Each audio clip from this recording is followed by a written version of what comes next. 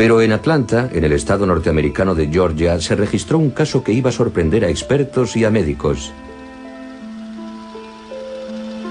El doctor Michael Savon, un cardiólogo, también estaba investigando las experiencias cercanas a la muerte cuando se encontró con un suceso extraordinario.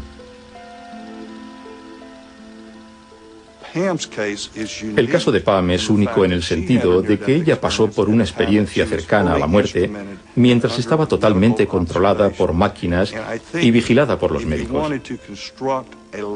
Y creo que si alguien quisiera realizar un experimento de laboratorio en el que necesitara llevar a alguien tan cerca de la muerte como fuera posible y traerlo de vuelta y preguntarle qué puede recordar, buscaría una situación como la de Pam.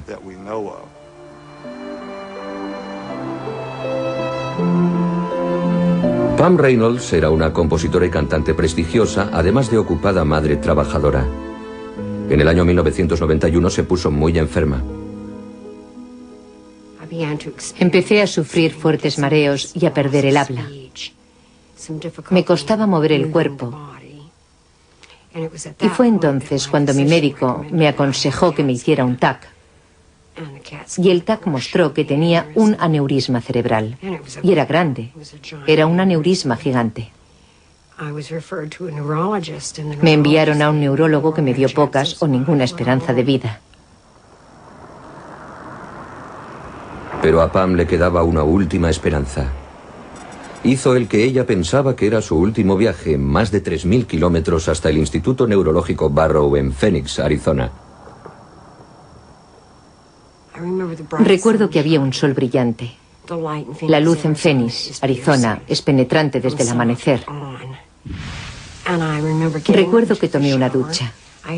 Me habían dado un neceser que tenía un cepillo duro y una solución antibacteriana para reducir las posibilidades de... Toda esta zona de la base del cerebro. Y por eso es increíblemente difícil llegar hasta ahí. Así que es necesario atravesar el cráneo de alguna manera, porque no debemos olvidar que la cara está aquí y el cuello aquí, y tenemos que llegar a este lugar. Si lo miramos en un cerebro real, lo podemos apreciar perfectamente. Esta es la base del cerebro. Y si metemos esto aquí, quedaría así. Así que vamos a girar los dos a la vez. Y lo que vemos ahora es el tronco cerebral. Todas las funciones del cerebro pasan a través del tronco. Y este aneurisma estaba ahí, justamente en el centro, en la base del cerebro. Y por eso era de difícil acceso y difícil de tratar, y por eso una hemorragia ahí es tan catastrófica. Pam se va a someter a una operación con circulación extracorpórea y paro cardíaco. La temperatura del cuerpo de Pam va a quedar entre 10 y 15 grados centígrados. Su corazón y su respiración se detendrán. Las ondas cerebrales quedarán planas y su cabeza vacía de sangre. Va a estar clínicamente muerta durante la hora que va a durar la intervención. Lo que pretendemos es que el cerebro deje de funcionar. No que se quede dormido, sino que en el cerebro no haya actividad metabólica. Todas las actividades medibles del cuerpo desaparecen completamente, de forma que no hay ningún tipo de actividad neuronal. Hay que hacer muchas cosas antes de una operación. Se duerme al paciente, se le tapan los ojos, se le colocan muchos aparatos en cada oído para controlar el cerebro. Después se cubre completamente al paciente. Lo único que queda expuesto es la zona de la cabeza en la que vamos a trabajar. No recuerdo el quirófano. No recuerdo haber visto al doctor Spetzler. Sé que había alguien conmigo. Uno de sus colaboradores estaba conmigo. Pero después no recuerdo nada más. No me acuerdo absolutamente de nada, hasta que oí ese ruido.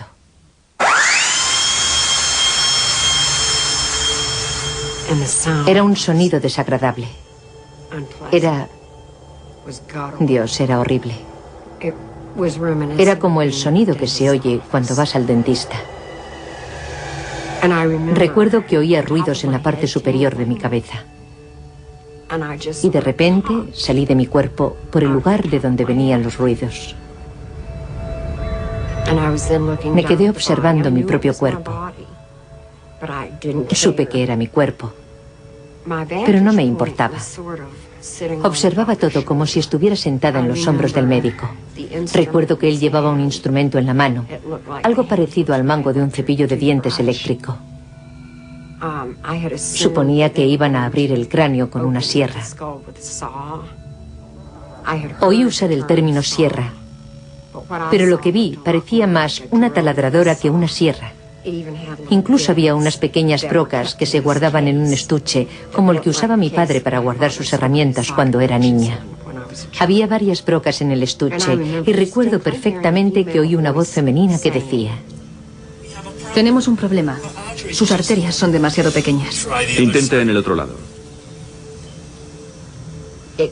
Las voces parecían venir del fondo de la camilla. Y recuerdo haber pensado qué estarían haciendo allí si era una operación del cerebro. Y lo que pasaba es que estaban drenando la sangre a través de la arteria femoral y yo no entendía nada.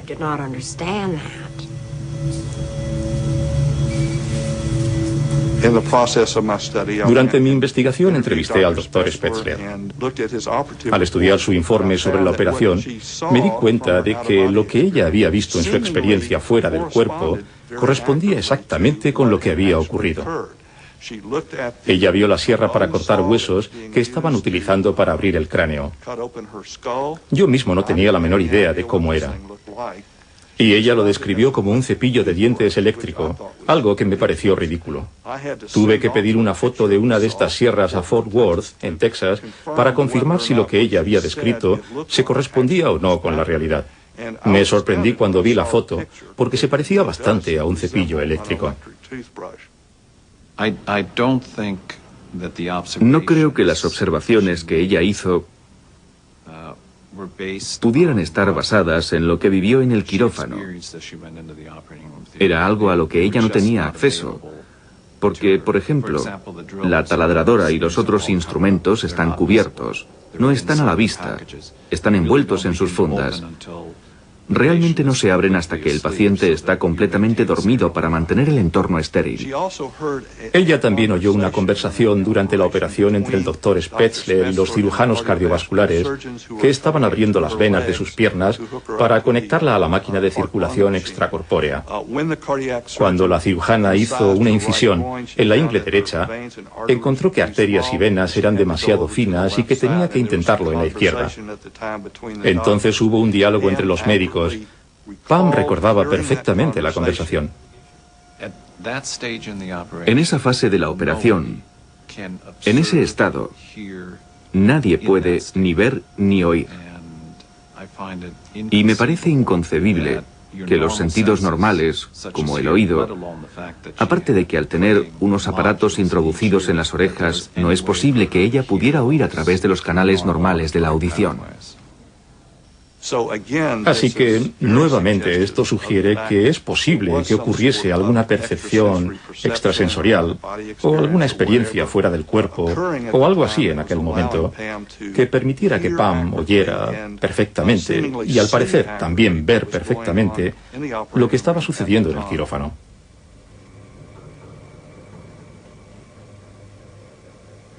Sentí una presencia. Me di la vuelta para verlo. Y entonces vi un punto de luz muy pequeño. Y la luz tiraba de mí. Tuve la sensación física de que tiraban de mí. Y ya sé cómo debe sonar esto. Sin embargo, es verdad que tuve una sensación física como si estuviera subiendo deprisa una colina. Y me dirigí hacia la luz.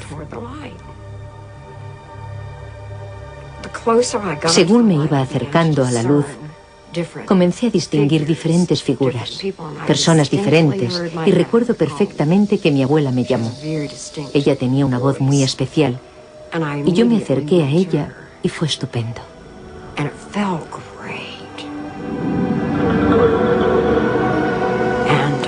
Y vi a mi tío, que había fallecido cuando tenía solo 39 años. Él me enseñó mucho. Me enseñó a tocar mi primera guitarra. Y vi a muchas personas que conocía y a otras muchas que no conocía. Pero sabía que de alguna manera tenía alguna relación con ellos. Pregunté si la luz era Dios y la respuesta fue que no. La luz no era Dios. La luz es lo que se produce cuando Dios respira. Y recuerdo perfectamente haber pensado que estaba en medio del aliento de Dios.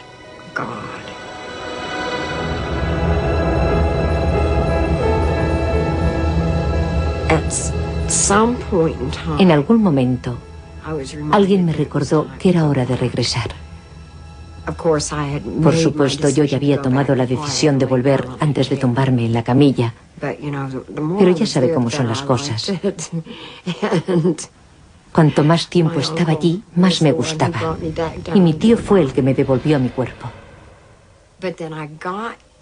Pero cuando llegué hasta mi cuerpo, lo miré y no deseé estar dentro, porque parecía justamente lo que era. Y sabía que iba a sufrir al volver a la vida. Así que no quería entrar. Mi tío razonaba conmigo y me decía que era como tirarse a una piscina. Solo tenía que meterme. No. ¿Y qué hay de los niños? Sé que ellos van a estar bien.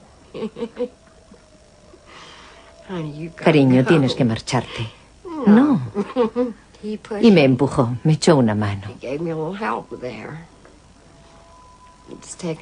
He tardado bastante, pero creo que ya estoy preparada para perdonarle. Y aterricé. Vi cómo mi cuerpo se sobresaltaba. Vi cómo lo hacía. Él me empujó y yo misma sentí luego ese sobresalto.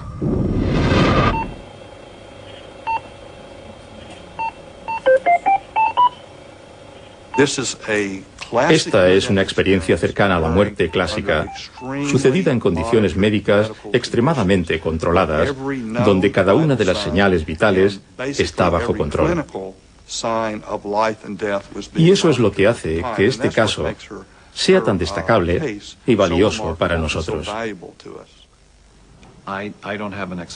No tiene explicación.